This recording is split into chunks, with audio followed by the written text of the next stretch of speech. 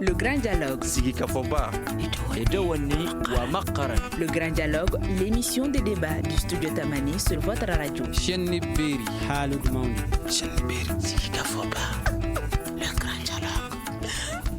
San bi saba ani kelen bɛɛ jɛ fanga o sɔrɔlen kɔ an ka jamana kɔnɔ jaabi jumɛn de sɔrɔla o baara la sibiri don marisi kalo tile 26 nata o bɛ bɛn don kɛrɛnkɛrɛnnen ma min na ni Musa Tarawele ale ka fanga dafirila wulikajɔ dɔ senfɛ malidenw fɛ bɛɛ jɛ fanga ale lasɔrɔli ko la san bi saba ni kelen o kɔfɛ coup d'état saba o de kɛra an ka jamana kɔnɔ ni o ye fanga dafiri ye bɛɛ jɛ fanga min laɲinina malidenw fɛ yala o sabatilen do bi wa jaabi jumɛn sɔrɔla a ko la yali bagabaga talen do ka ɲɛsin an ka bɛɛ fanga ma wa walasa ka kuma kan wele bilalen no Aruna Barima l'école ka tɔn min kun bɛ wele ko AMSUNEM n'o ye Union nationale des élèves et étudiants du Mali ale kun bɛ o tɔn na Peri Ɲama Sila ale bɛ tɔn na n'o bɛ wele ko Kɛnɛdugu forum ka fara ale kan Samiru Diallo ni o bɛ tɔn na n'o bɛ wele ko association démocratie 101 ne yɛrɛ tɔgɔ Mariam Kulibali ne de bɛna débat présenter a y'aw bisimila an ka kɛnɛ kan.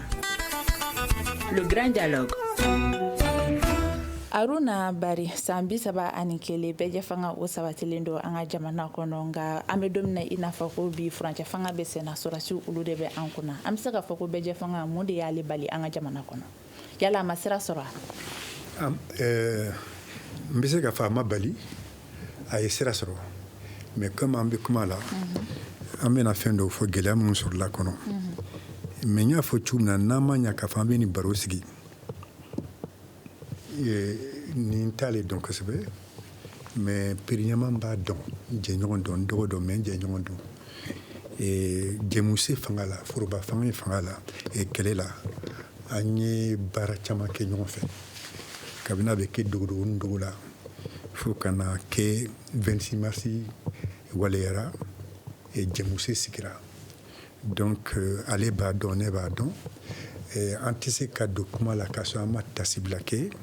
an jɛɲɔgɔn minnu taɲara kɛlɛ in kɔnɔna la an jɛɲɔgɔn minnu nara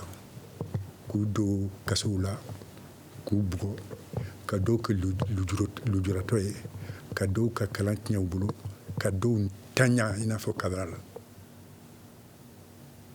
ne ye Kabara ka dankan ye yana ka sa a salen ne de bilara nɔrɔ ale min sigilen filɛ tan inem kɛlɛkɛcɛ dɔ don an dɔgɔw dɔw bari an ma se ka fosi kɛ NTU bila k'a sɔrɔ u sen t'a la Kabara jɛɲɔgɔn don donc n'aw y'anw wele ko an ka na ka na jɛmuse kuma fɔ a tɛ ɲa f'anw ka tasibila kɛ olu la anw bolo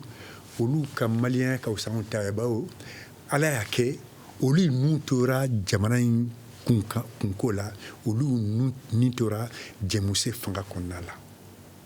anw de bɛ yan bi kɛlɛ in a tɛ se ka jɔ bawo a ma ban maintenant pour k'i ka kuma jaabi jɛmuse in a waleyara dɛ foroba fanga a waleyara e ye denmisɛn ye bari anw b'a dɔn min tun bɛ sen na n ko don kɛra nin pour que a ka se ka ne ye an ka sigi ka kuma n'i bɛ bɔ Ntomikɔrɔbu i bɛ taa tɛmɛ ni Misira ye ka taa i yɛrɛ sɔrɔ Lafiyabugu réunion bɛ kɛ yɔrɔ min na o ni bi tɛ kelen ye bi mɔgɔ minnu bɛ fɛ ka ɲɔgɔn u bɛ ɲɔgɔn ye n'u bɛ fɛ ka tɔn minnu sigi u b'o tɔn sigi n'u bɛ fɛ ka lakalitɛ min fɔ u b'o fɔ u bɛ kunnafonisow sigi sen kan i n'a fɔ aw ka studio Tamani n'a ɲɔgɔnnaw aw ma dɔn k'a fɔ Modibo binna parce que seulement Radio Mali minara ka Radio Mali mina kuma fɛn wɛrɛ t'a la ni Bansumana ta dɔnkili tɛ fo Musa nana ka na discours kɛ ko fanga taara coup d'état banna 91 journaux kɛra fara radio damadamanin kan 2-3 ɲɔgɔn ka kɛlɛ kɛ ka Musa bin 2012 réseaux sociaux nana fara a kan n ye nin misaliya ninnu ta pour que k'a jira k'a fɔ jɛmuse in n'a sɔrɔla k'a fɔ ko n ka hakɛ de sɔrɔ min b'a to min ka di n ye n b'a fɔ tɔn min ka di n ye n bɛ don o la a tɔgɔ tɔnsigi min ka di n ye n b'o tɔnsigi kɛ ni min ma bɛn ma n b'a yira n bɛ taama k'o fɔ n'o de don démocratie b'an fɛ n'a sɔrɔla k'a fɔ sugandili de don an ka taa kala ta o kɛra o an ye kalataw kɛ o ko dɔw ɲana ko dɔw ma ɲa mais kalata kɛra kelen tɛ fila tɛ saba tɛ kalata ma kɛ wa e ko coup d'état saba kɛra fanga taraki saba kɛra jɛmuse in kɔnɔna la n y'a fɔ yan ko a ma daminɛ bi an ye indépendance ta le 22 septembre 1960 mardi 19 novembre 68 fanga taraki dɔ kɛra o ma kɛ wa 26 mars 1991 dɔ kɛra o ou bien 2012 dɔ kɛra o 2020 dɔ kɛra o ça veut dire que u b'a fɛ min ma ko république o saba o de kɛra jamana in kɔnɔ 3 républiques 4 régimes d'exception l'instabilité a bɛ fɔ min ma ko basigibaliya a ma damina jɛmuse dɔrɔn kɔnɔna la kabini 1960 donc n'a ma ɲa k'a fɔ an b'a kun ɲini f'an k'a dɔn de k'a fɔ jɛmuse dɔrɔn tɛ jɛmuse dɔrɔn mana ni basigibaliya ye a basigibaliya ye a bɔra yɔrɔ jan comme a bɔra yɔrɔ jan an t'an yɛrɛ ɲininka jamana in an bɛ fɛ k'a dilan cogo di an ye taamasira minnu ta k'an b'u dilan est-ce que taamasira ninnu de kan ka taa wala olu de kan ka bila wala kan ka lakuraya de wala an kan ka yɛlɛma de dɔw la a kɛra da démocratie se jɛmuse in dɔrɔn ma mais min ye démocratie se ye effectivement a kuma bɛ fɔ parce que arajow cayara journaux cayara ni min ka di min ye o b'o fɔ a kɛra i n'a fɔ n'a daminɛra bi de a ma daminɛ bi dɛ Pere Ɲama Sila e ka jateminɛ ye jumɛn de ye bɛɛ fanga ko k'an bɛ don min na i n'a fɔ ko bi bon ne ka mina ye min ye c'est que bɛɛ fanga dɔ kɛra an ye fɛn caman sɔrɔ i n'a fɔ Bari y'a fɔ cogo min na mɔgɔ n'a ka di ye bi i bɛ se k'i ka parti créer i b'i ka association créer i b'i ka journal créer mɔgɔ t'i bali n'i b'a fɛ ka réunion kɛ i b'a kɛ élection président diyagoya don a ka taa élection na malidenw ka dɔ choisi ko ni de bɛ k'an ka président ye hali n'u an b'a dɔn k'o tɛ tiɲɛ ye a kɔni u b'a sira taama mais fɛn caman de b'a jɛ quoi i n'a fɔ c'est-à-dire que démocratie n'an b'a fɔ bɛɛ fanga a kun tɛ ko ka dɔ choisi a ka sigi an kunna an ka problème tɛ régler an dɔn tɛ taa école la ou bien hali n'u taara école la n'u tilara u tɛ baara sɔrɔ an ka nafolo i n'a fɔ an ka sanu ni fɛn wɛrɛ u bɛɛ de bɛ taa tubabu fɛ kɛmɛ dali la i b'a sɔrɔ 80 de bɛ taa nanzaraw fɛ 20 dɔrɔn de bɛ taa an bolo yan alors que an ta de don donc tant que nu ma ɲɛnabɔ dɛ an tɛ taa yɔrɔ si Samiru Diallo e bɛ sifinkulu la n'o bɛ wele ko association de démocratie 101 aw ka sifinkulu in ka yeta ye jumɛn de bi jamana bɛɛ fanga ko la merci beaucoup an bɛ studio tamani fo a ka nin kɛnɛ ninnu sigili la n bɛ n faw fo ne ni n ka don kuma la sabula olu ye kɛlɛ in kɛ pour que an ka se ka bi sɔrɔ an ka fɔ an sigi ni plateau ninnu kan k'an bɛ kuma donc an b'u fo ka cɛsiri la ne fa da sera ma an bɛ tasi bila kɛ ka ɲɛsin ma minnu tanyara kɛlɛ in waleyali la hali n'a sɔrɔ bi bi in na an bɛ kɛnɛ min kan u ma se ka garijɛgɛ sɔrɔ ka kɛnɛ in ye an ka yeta ye fɛn min ye bon an bɛ forobafili dɔ ye kuma yɛrɛ fɔcogo la ne faw y'a fɔ n m'a fɔ n k'u bɛ fili mais n b'a fɔ n ko n bɛ n ka denmisɛnnin hakilina fara u ta kan an bɛ k'a fɔ ko bɛɛ fanga fanga in tɛ bɛɛ ta ye mais an k'a fɔ ko jama fanba ka fanga sabula démocratie principe dɔ ye an ka opposants fana ɲin don baara la n bɛ misaliya di a y'a sɔrɔ n ka dɔgɔn 91 kana se 92 ma élection minnu kɛra n'an ye constitution sɔrɔ février 92 la kana se 97 ma kana se fo Alpha ka mandat filanan ma opposants tun bɛ Alpha la je me rappelle à son temps Mutaga ninnu yɛrɛ tun bɛ Alpha wele ko monsieur Alpha Umaru Konare parce que k'u n'a ka hakilinaw tɛ kelen u ye fɛn caman fɔ k'a ma sɔn olu ma donc u b'a jira fanga in tun tɛ bɛɛ ta ye bɛɛ tun ma jɛ a la olu ye kɛlɛw kɛ Mutaga ninnu ye kɛlɛw kɛ ka na ni bɛɛ y'a walawalali ka na ni bɛɛ y'a kɛnɛ ye mais an bɛ démocratie kɔnɔ u y'a ye k'a fɔ olu ka hakilinaw a ma ta ba la mais kalafili min kɛra jama fanba y'i ɲɛsin Alpha ma k'o ta k'o kɛ président ye maintenant an ka yeta ye mun y'a la tugun an b'a fɔ ko caman kɛra ne faw da ser'o ma mais caman b'a jɛ min b'a jɛ n bɛ n ka misaliya fɔlɔfɔlɔ daminɛ o la fɔlɔ an tɛ se ka kuma démocratie in kan tant que sariya min jɔ a jɔyɔrɔ la ni bɛ kuma yan nɔ mɛ ɲɛsi sariya fɔlɔfɔlɔ ma o y'an ka kiribonnatigiw ye sabula an ko de ko binkɛnɛ jeni fanga dɔ de tun bɛ yen an ka bɔ o kɔnɔ an ka na hadamaden bɛɛ k'i ka kuma fɔ bonya ni karama kɔnɔ u da sera a ma u ye acquis fɔlɔ minnu fɔ radio privé créera journaux créera association créera parti politique bɔra 1 ni 2 la a kɛra fo parti politique bi bi na Mali yɛrɛ ta a ka ca an ka association kulu ka ca mais nin bɛɛ ye démocratie ka acquis dɔ ye maintenant min b'a jɛ hali bi o de laɲini kɛra mun kama mara ka furubaya ni ko mara ka furubaya ne bɛ yɔrɔ o yɔrɔ n ka ji sɔrɔ n ka courant sɔrɔ n ka dumuni sɔrɔ n ka kɛnɛya sɔrɔ ka sɔrɔ n ma bugɔ damakari n ka ɲɛnamaya la ka sɔrɔ n ma kule fo ka n da 2 fara mais an b'a dɔn hakilima t'o la a bɛ komi ko kɔ mɔna kan min kan jɛgɛ ma tila o kan kan an ka bɛɛ fanga nana ni hakilina jumɛn ye maa kelen o bɛ maa bayirika ɲiyɔrɔ dun maa kelen bɛ maa 100 yirika ɲiyɔrɔ dun o bɛ mun yira danaya dara ɲɛmaa minnu kan u bɔra komaw jigikɔrɔ parce que bɛɛ bɛ mun yira démocratie bɛ mun yira n'a ma ya k'a fɔ anw ye kala fili e ye parce que an b'a yira k'a fɔ démocratie tɛ kalafili dɔrɔn ye kalafili ye démocratie élément dɔ ye mais kalafililen e ye baara min bɛ na o de ye nafa ka bon ni kalafili yɛrɛ ye an bɛ min ye tɛ Mali dɔrɔn ye ne fa da sera kalafili ma an bɛ kalafili kɛ événement de a bɛ komi ni seli sera denmisɛnw b'u pari u ka seli fini kura la cogo min na ko seli ye sini an bɛ content kalafili ye content ko de ye anw bolo Mali kɔnɔ sinon Afrique yɛrɛ kɔnɔ alors que kalafili ye processus de ye kalafili tɛ kalafili don dɔrɔn ye démocratie baara tɛ kalafili dɔrɔn ye démocratie baara bɛ don hukumu caman de kɔnɔ an da bɛ s'o ma an ka baro kɔnɔna na yanni o cɛ an bɛ docteur Abdoulaye Sall ale ka laseli lamɛn ale yɛrɛ kun ye ministre kɔrɔ ye a y'a hakilina de jamana bɛɛ jɛ fanga kan an bɛ don min na ko bi an ka jɛ k'a lamɛn démocratie ma faamu halisa an ka jamana kɔnɔ o kɔrɔ ko baara de kan ka kɛ halisa pour que ka jamanadenw la faamuya mais o fana tɛ se ka kɛ cogoya si la n'an ma fɛɛrɛ kɛ ka kanko lajɛ ni ko ka kanko lajɛ ka lajɛ mun na parce que an ka démocratie an y'a sigi mun kan an y'a sigi tubabukan de kan ni y'an ka gafe fɛn fɛn ta an ka jamana in kɔnɔ a kɛra gafe ba ye n'a bɛ wele tubabukan na ko constitution a kɛra an ka sariya gafe fɛn fɛn a bɛɛ sɛbɛnnen bɛ tubabukan na maliyɛn tan o maliyɛn tan mɔgɔ segin bɛ yen o si ma don école la o si ma kalan donc fo fɛɛrɛ ka ɲini o ko la filanan ye mun ye k'a fɔ ni kala bɛ ta jamanadenw ka bɔ ka kala ta ka mais ni kala ta fana banna ni kalafili fana banna o kɔrɔ tɛ k'a ko banna dɛ au contraire baara de daminɛlen b'o la o de bɛ wele tubabukan na ko contrôle citoyen i tɛ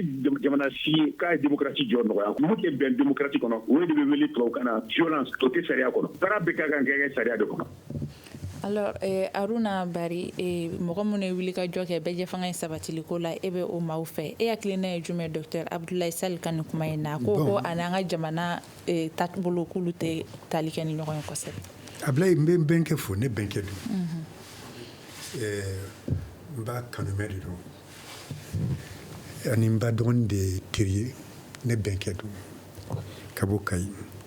n b'a fo mais yanni n da ka se a ka kuma in ma n bɛ fɛ ka n denkɛ bila sira n'an ko démocratie n'i y'a ta origine étymologique de demos à kratos donc a tɛ fanga bɛɛ di kratein o de ye ka fanga laboli mɔgɔw kan fanga laboli cogo c'est du grec mais n'i y'a ta k'i b'a bayɛlɛma ka kanw na a bɛ fɔ de ko bɛɛ jɛ fanga baw c'est le pouvoir du peuple, par le peuple et pour le peuple. Grèce antique, c'était des cités-États. Mais à Farako peuple, il y avait la plèbe, il y avait les dirigeants, le peuple, la population, c'était tous ces gens-là. Donc, un coup de fanga, un coup de Djemoussi, un coup de Beya, un coup de Yereya, Nafom. Ka bɛɛ fara ɲɔgɔn kan dɔrɔn a bɛ min yira k'a fɔ ko pinkɛnɛ jeni fanga min tun bɛ yen o de kɛlɛra san 23 kɔnɔna la mɔgɔw de nin tora la kɛlɛ kɛra kun dɔw de kama a kun fɔlɔ tun ye min ye k'a fɔ mɔgɔw ka bila min b'u hakilina t'a la u ka baara kɛ n'o ye mɔgɔw ka bila min b'u fɛ u ka se k'a fɔ mɔgɔw ka bila tɔn minnu ka d'u ye u ka taa don tɔn na mɔgɔw ka bila u yɛrɛ ma pour que ka se ka binkɛnɛ fanga min tun b'an kunna ka bɔ yen bawo n'i tun ma jɛ n'o fanga ta ye e da bɛ fara e bɛ taa don kaso la e bɛ bugɔ e ni bɛ to a la kɛlɛ kɛra o kama ni kɛlɛ kɛra o de kama 26 mars 91 o ko nɔgɔyara o tɔ min ka di i bɛ don a la tɔ min ka di i b'a sigi lakalita sɛbɛn min ka di i b'a bɔ i bɛ taa ta kunnafoniso min ka di i b'a sigi i b'a a kɛra baarakɛyɔrɔ yɛrɛ aw ka wuli ka jɔ o ɲɛnabɔra o dɔrɔn de ye wa o dɔrɔn tɛ o ɲɛnabɔra a tɔ min tun bɛ yen n denkɛ y'a fɔ n'i ko ko bɛɛ fanga ka fanga forobaya fanga dɔn tɛ a laboli dɔn tɛ sɔrɔ min bɛ fanga kɔnɔ o ka forobaya a kana kɛ dunduguma ye k'a fɔ se bɛ minnu ye minnu bɛ fanga la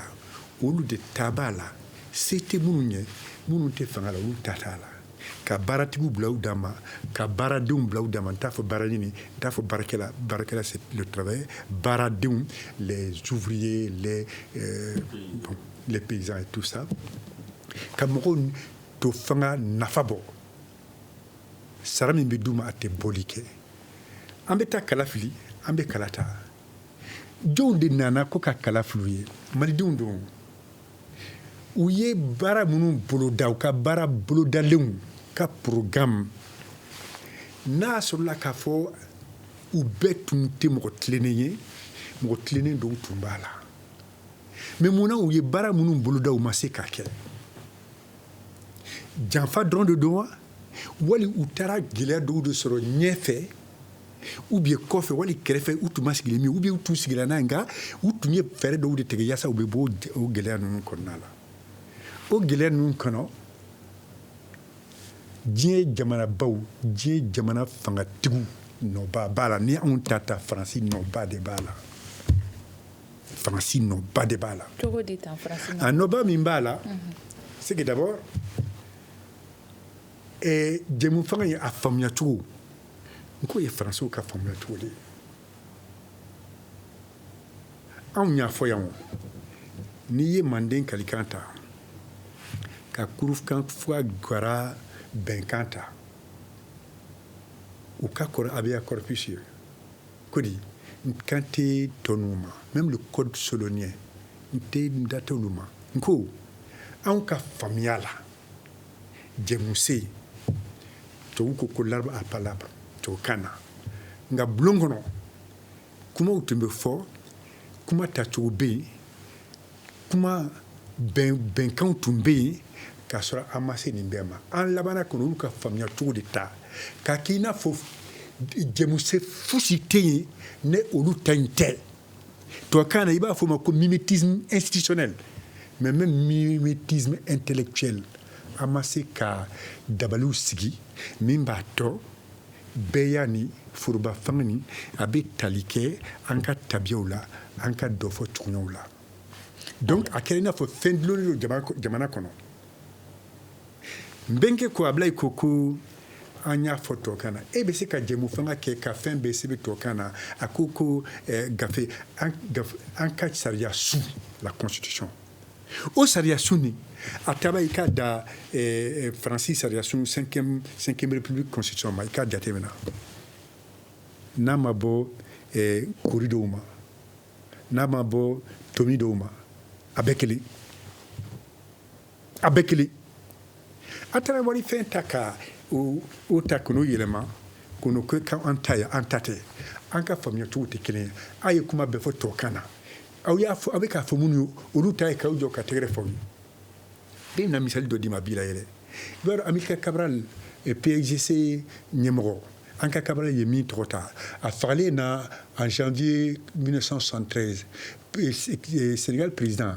Senghor a tun bɛ tourner la Casamance a y'a mɛn dɔrɔn u nana fɔ a ko je vais vous annoncer une mauvaise nouvelle et je viens d'apprendre que le secrétaire général du PAIGC Cabral vient d'être tué les gens ont applaudi mɔgɔw ye tɛgɛrɛ fɔ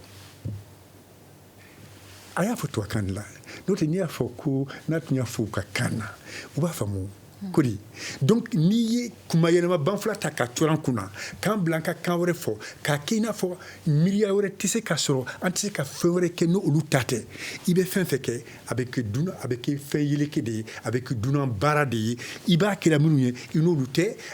minnu y'i bila baara la i bɛ ka kɛ minnu ka hakilina hukumu kɔnɔna la olu fana n'i tɛ bawo olu bɛ min nɔfɛ o y'u ka nafa de ye o tɛ ta ye. Peri Ɲamana Sila ka bɔ Kɛnɛdugu forum tɔn kɔnɔna na kuma latigɛ tan bɛ kuma di Peri Ɲana Sila ma ale bɛ se ka hakilina di cogo min na Dr Sall ka fɔta kan ale ko bɛɛjɛ fanga min bɛ an ka jamana kɔnɔ nin ye o ni laɲiniw ani faamuya min ka kan ko o ma sabati kosɛbɛ e ka hakilina ye jumɛn o kan a bɛ fɔ kan wɛrɛ la faamuyali fɔra an ye kan wɛrɛ la e ka hakilina ye jumɛn? Ne y'a hakilina bari y'o fɔ ka ban c'est-à-dire que an ka fɛngɛ ninnu bɛɛ fɔ an ka yɛlɛma ka kɛ an ka kanw na quoi n'a fɔra ko an ye indépendance ta ɲɛnaya san 60 ani san 2 ye hali bi an bɛ k'an ka fɛnw bɛɛ kɛ nansarakan na a man ɲi a tɛ an lase yɔrɔ jan. An ka jamana ɲɛmɔgɔw t'o dɔn jamanadenw t'o dɔn k'a fɔ ko o tɛ an lata yɔrɔ jan. Bon mɔgɔ ka kan k'i ɲininka est-ce que u b'a dɔn est-ce que u miiri b'a la parce que i b'a dɔn problème de min ye c'est que France bɛ ko caman dɔn an sen kɔrɔ quoi pour que an ka ɲinɛ an ka kan ka min kɛ sinon la Guinée ka indépendance tali Sékou Touré tun ye langue nationale kɛ fɛn ye o Guinéen i tun bɛ kalan daminɛ maninga kan ani la Guinée kan wɛrɛw de la. Mais ala yɛrɛ fɛ yan est-ce que kalanso dɔw la a tɛ daminɛ ten ka kan kalan ka se fo 6e niveau ninnu na a tɛ ka taa ɲɛ bi an y'a daminɛ a mɛnna mais a tɛ ka taa ɲɛ quoi sisan tun kan ka sɔrɔ faculté dɔ la université la bamanankan dɔrɔn de bɛ sɛbɛn bamanankan dɔrɔn de bɛ kalan i bɛ fɛn o fɛn kalan i tun kan ka kalan bamanankan la bon o tɛ ka ye hali bi donc mɔgɔ tant que an b'an ka kanw kɛ bilasira la ka valeur dɔ la an tɛ taa yɔrɔ si. Alors Samiru Diallo ka bɔ tɔn na n'o bɛ wele ko association démocratie 101 an ka kanw donbaliya bɛɛjɛ fanga in ko la yali e fɛ o de y'a gɛlɛya ye bi wa? Bon ni o ye dɔ ye an bɛ Dr Sall fo a y'an kalan bɛɛ y'a faamuyali caman na kiri 2002 a ka association an ka foli b'a ye nin kɛnɛ in kan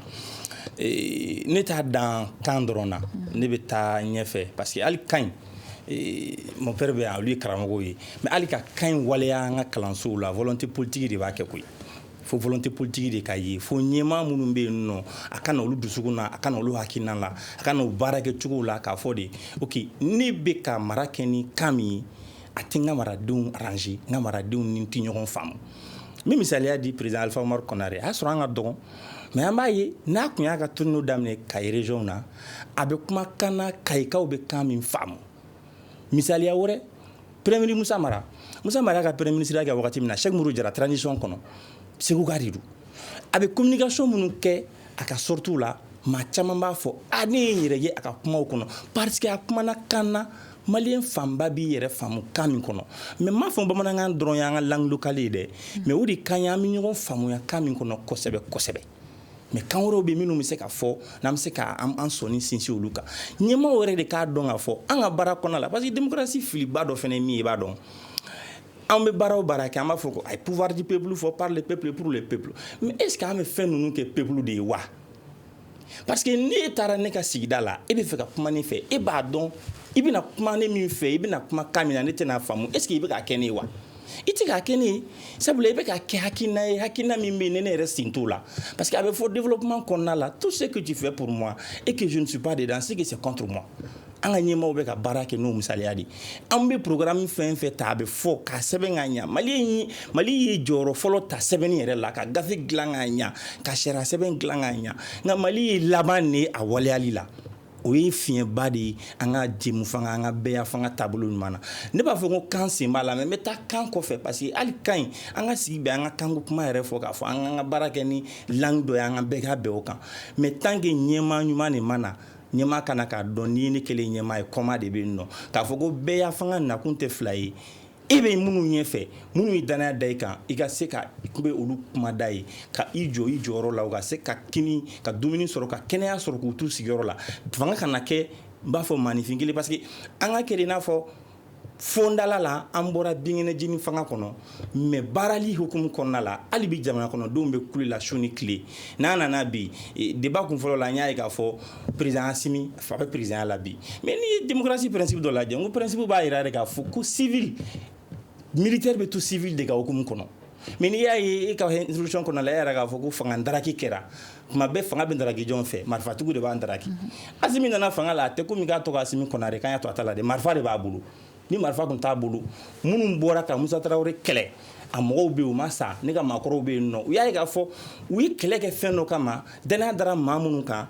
maa ninnu m'u jɔ u jɔyɔrɔ la donc olu ko k'u sɛgɛnna parce que kɛlɛ in tɛ ka nɔbɔ sanjikɔrɔ wɔsi de don baara ninnu na o de kosɔn mɔgɔw fana nana tɛgɛrɛ fɔ Asimi kun parce que marifatigi de don sɔrɔsi de don sinon laɲini ye de ninnu ka na ka anw tanga an n'an bolofɛnw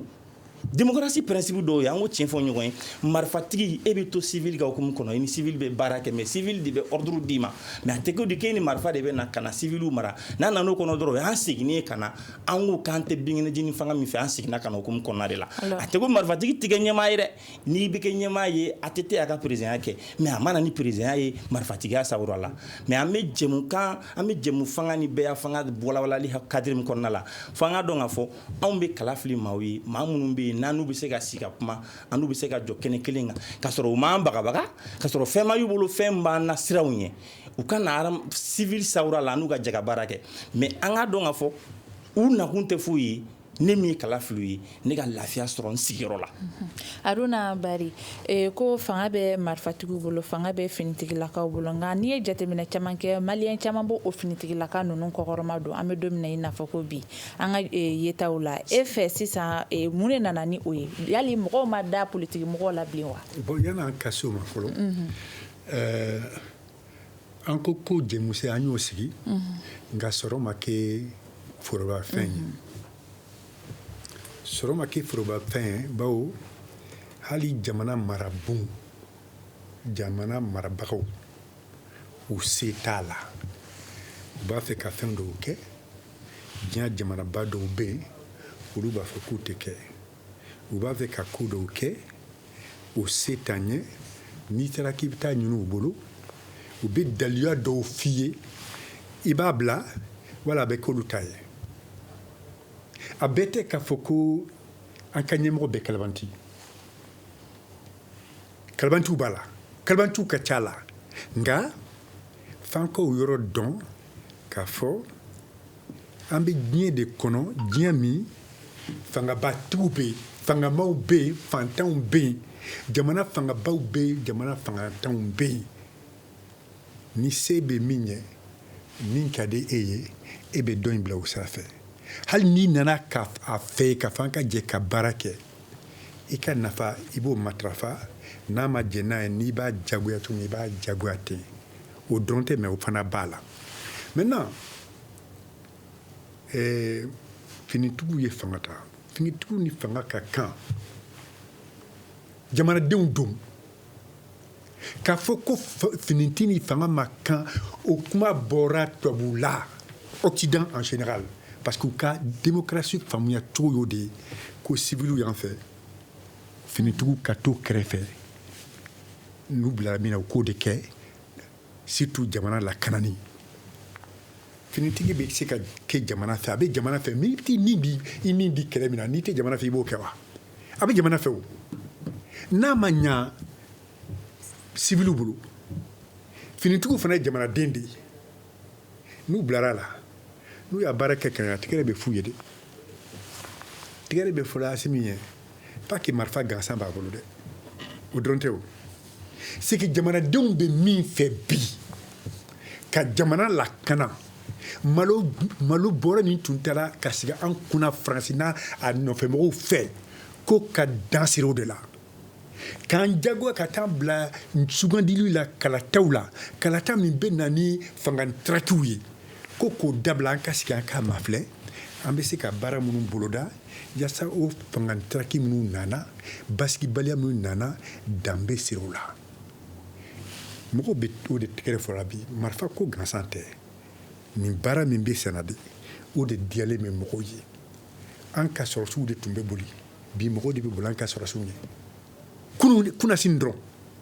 ni n ko kunasini n bɛ fɛ k'a fɔ a waati ma janya minɛn t'u bolo fosi fɛ t'u bolo bi mɔgɔw de bɛ boli anw ka jamana ye anw ka fanga finitigiw ye donc n'o kɛra mɔgɔw bɛ tɛgɛrɛ fɔ maintenant kuma ye min ye kelen an ko k'an bɛ jɛmuse kɛ foroba fanga kɛ wali kan na an ka jamanadenw sen t'a la je vais vous dire une chose en français ça va vous étonner même ceux qui ont fait 30 ans à l'école hali minnu ye doctorat sɔrɔ san 20 san 30 san 25 kalan kɔfɛ a caman bɛ yen u b'u miiri an ka kanw na de k'a sɔrɔ k'a fɔ tubabukan na o de bɛ na ni tubabukan nɔgɔlen fɔ ninnu ye sortie dedans rentrer dedans monter en haut descendre à bas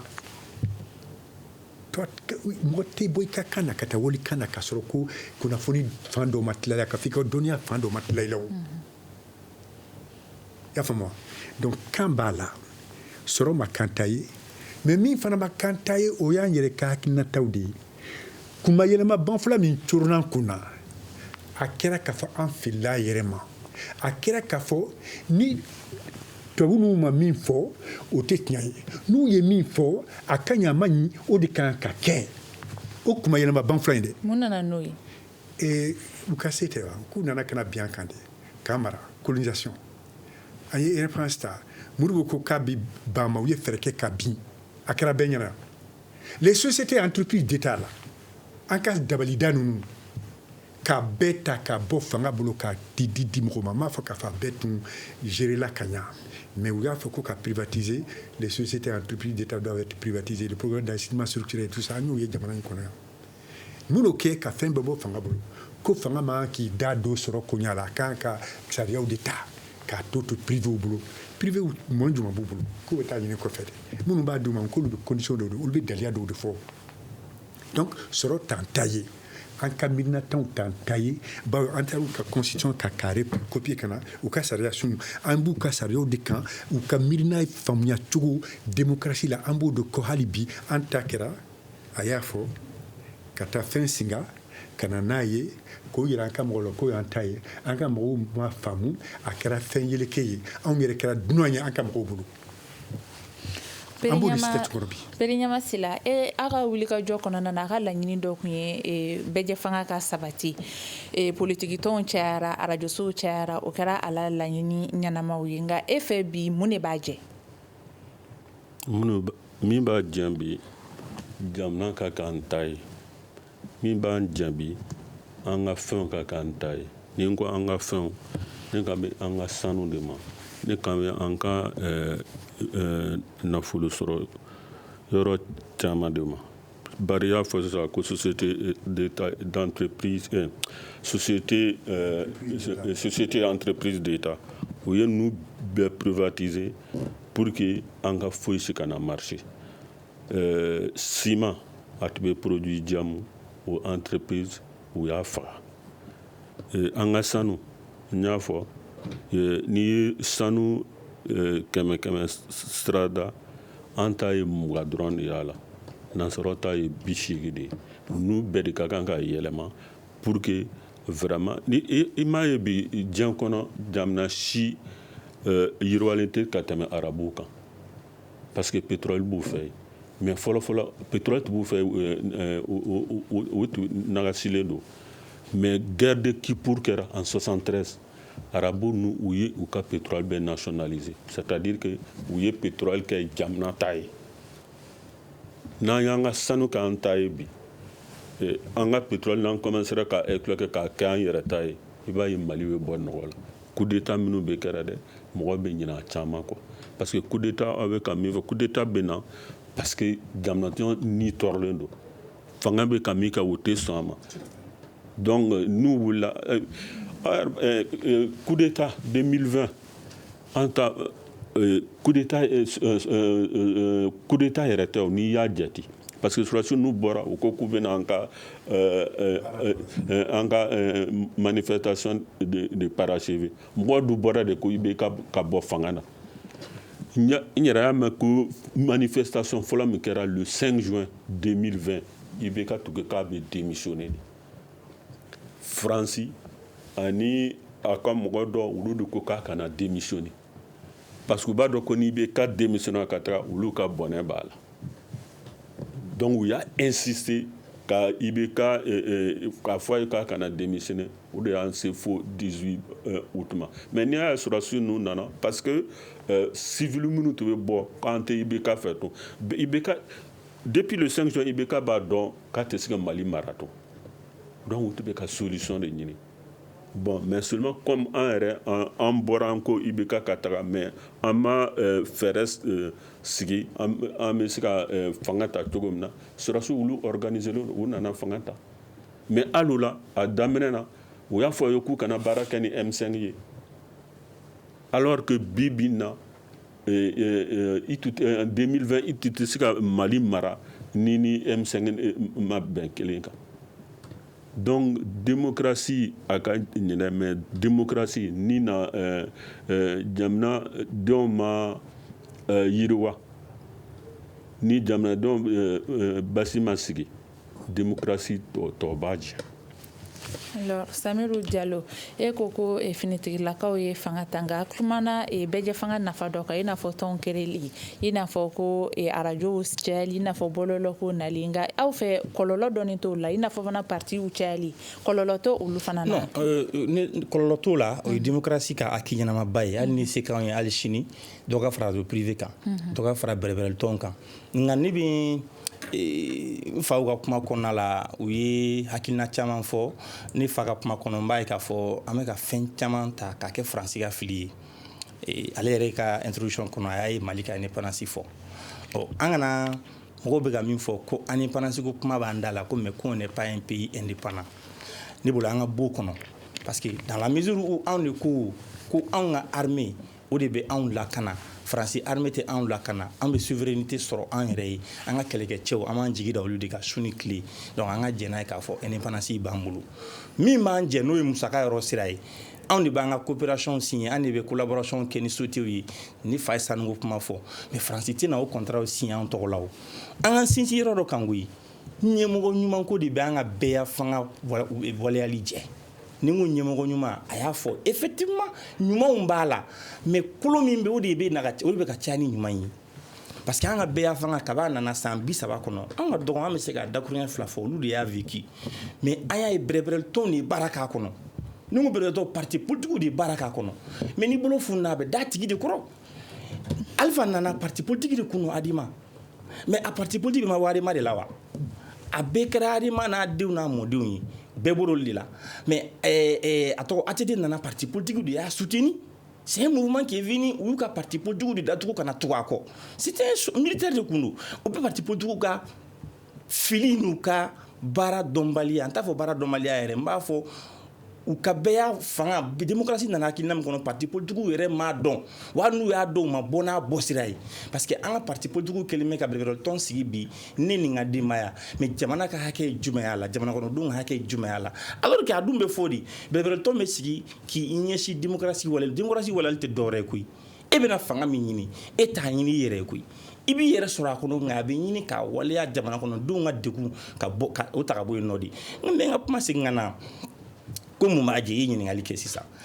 n bɛ sego kelen kan dɛ an bɛ ka bɛɛ ya fanga in fɔ ni sira o sira ye an b'an ka kiiri tigilamɔgɔw an b'olu de wele parce que an bɛ taabolo dɔ de kɔnɔ n'an ko constitution b'an bolo a bɛ fɛn damadɔ fɔ an ka sego kan dɛ an bɛ république de kɔnɔ an ko séparation des pouvoirs an bɛ k'a fɔ de ko fanga a bɛɛ kana di maa kelen ma o kɛlɛ de kɛra o y'o kɛlɛ de kɛ Musa la o ko Musa ka fanga tun bɛɛ ye Musa kelen ye binkɛnɛjɛni fanga maintenant n'an bɔra n ka kuma se a seyɔrɔ la n'an bɔra o binkɛnɛjɛni fanga kɔnɔ ka na Musa ka fanga daraki ka bɔ yen k'an ye constitution dɔ dilan ko ka mara cɛ bɔ ne ye kiiri tigi ye nin ye pouvoir exécutif ye ni pouvoir législatif ye ko an ka jɛ ka baara kɛ bɛɛ ka bɛɛ su i ka baara kɔnɔ maa si ka n'i sen don maa si ka baara kɔnɔ maa si ka n'i ka fanga boli maa si kan mais Mali t'o kɔnɔ bi parce que n'an b'o kɔnɔ an ka kiri bɛ ka baara kɛ cogo min na kiri man ka baara kɛ ten parce que min bɛ fanga la don min kiri bɛ baara kɛ ni o ka hakilina n'o ka kunkilenna de ye mais o démocratie la fiɲɛba dɔ ye parce que tant que pouvoir ma séparer an bɛ ka fɛn fɛn fɔ démocratie ko kɔnɔna la an ka laɲini min a tɛ sabati. baro bɛ ka surunya a kuncɛyɔrɔ la Peri Ɲama bɛ fɛ ka hakilina di Samiru ka kuma kan e ma sɔn o ma wa. Non, c'est-à-dire que a ye fɛn dɔ fɔ a ye min fɔ ko contrat sanuko la par exemple ko jɔn de b'a signer an de b'a signer fili de bɛ o yɔrɔ la quoi. C'est-à-dire que contrat bɛ signer sariya de kɔnɔ a bɛ fɔ min ma ko code minier c'est-à-dire bi code minier min bɛ Mali bolo a kɛra pétrole ye o a kɛra sanu ye o a kɛra jama ye o ko Mali tɛ se ka tɛmɛ 20% kan donc i mana kɛ gouvernement i mana contrat kɛ cogo o cogo Mali ta ye a cayaliba o ye 20% ye multinational ta o ye 80% ye donc fo di sariya ka fali n'i y'a kuma daminɛ tuma na n y'a fɔ yan ko Alpha tu y'a fɔ ko Mali ta ka kɛ 40% ye France ani Banque mondiale u ye Mali bloqué donc Alpha sigira yi quoi ka to 20% na donc faut encore du faamu ko kɛlɛ kɛ pour que code ka fali tant que ma oui merci a ye kuma dɔ fɔ ko sariya ka fali jɔn de bɛ sariya in fali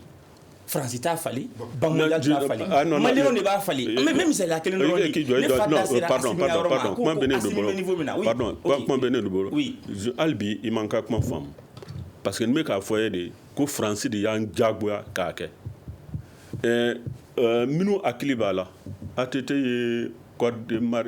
de la famille bɔ tuma min fo AMUPI bɔra ka taa stade du 26 mars fa Mali ma sariya ta o mais pour ka faamu de ko ni sariya bɛ jagoya na de ka bɔ kɛnɛ ma mais ça ne veut pas pourquoi ou tɛ excuse ba yo parce que o kɔrɔ ye président min b'an kunna dɛ président b'an kunna dɛ patriote tɛ nationaliste tɛ résistant tɛ donc ne faut an ka faama de ɲini min tɛ sɔn nin ko ninnu ma ne ka kuma bɛ yen. Aruna Bari e bɛ se k'i hakilina di ninnu ka fɔta ka baro tɔ man jan tuguni. fɛn dɔ ɲa f'i ye a ye misali min ta tan le code de la famille et de la tutelle je ne vais pas dévoiler de secret a kuma bɛ bɔ de moi j'étais conseiller à la présidence n'a équipe stratégique là k'a bɛ taa conseil des ministres là ne ko ma ni code ni Amadu ka fanga mana n'a ye min nana n'a ye a y'a kuma dabila k'a bila yan parti b'ale kɔrɔ parti tɛ Amadu kɔ munna anw de b'a kuma wuli sisan nɔ ko partenaire ko tɛ ko pour que an ka dɛmɛ sɔrɔ fo an ka taa o sira fɛ dans la salle de réunion o y'a fɔ ko oui ko partenaire y'a fɔ an ka kɛ mais ɲakira min kɔn ko n'aw y'a ta aw tɛ ni jamana in dɔn aw kana ka jamana in ci nin ye jamana kɔrɔ de n'a taara ni jama bɔra mɔgɔ si kana boli dɛ 26 mars fara don min na segin ma kɛ kɔ kelen fila baro bɛ ka se a kuncɛyɔrɔ la kuma kuncɛ la miniti kelen b'i bolo filanan ye min ye an bɛ kɛlɛ la n'an kan bɛ minɛn min san o tɛ fɛɛrɛ an ma n'an ye min san u bɛ ban k'o d'a ma n'an kan b'a ɲini mɔgɔ wɛrɛ bolo k'o fana tɛ kɛ n ko an bɛ indépendance b'an bolo minnu ye nin kuma fɔ u t'a dɔn k'a fɔ indépendance b'an bolo u jigi bɛ min kan se min b'u ye fanga min b'u la ka jagoya ka turan kunna u jigi bɛ da o de kan ko de n'o tɛ indépendance b'an bolo. Merci Aruna Bari i ka kuma la baro tɔ o bɛ to sen na n'Ala sɔnna ma bi thème tun bɛ min kan o ye san 31 bɛɛ fanga dilen an ka jamana ma bilan jumɛn de bɛ a la jaabi jumɛn de sɔrɔla ka yari laɲiniw olu sabatira wa an ka plateau kan mɔgɔ min kun bɛ yan o ye Aruna Bari ye ale ye Union nationale des élèves et étudiants du Mali o tɔn maakɔrɔ ye Peri Ɲana Sila ale fana kun bɛ an ka kɛnɛ kan ale ye Kɛnɛdugu forum o ma ye ka fara ninnu bɛɛ kan Samiru Jalo ale fana kun bɛ yan ni ale ye association démocratie 101 o fana tɔnden ye ne de ye débat présenté ne tɔgɔ Mariam Kulibali nɛgɛ karafe o kun bɛ Salim Jowara ale ni Seydou Ndao débat ale yɛrɛ coordonné la Sekou Gadjigo fɛ aw ni ce a ka lamɛn ko ɲuman na aw kan bɛ don wɛrɛ Le Grand Dialogue. Sigikafoba. Edouani wa Makaran. Le Grand Dialogue, l'émission de débat du studio Tamani sur votre radio. Chenni Beri. Halud Mauni. Chenni Beri. Sigikafoba.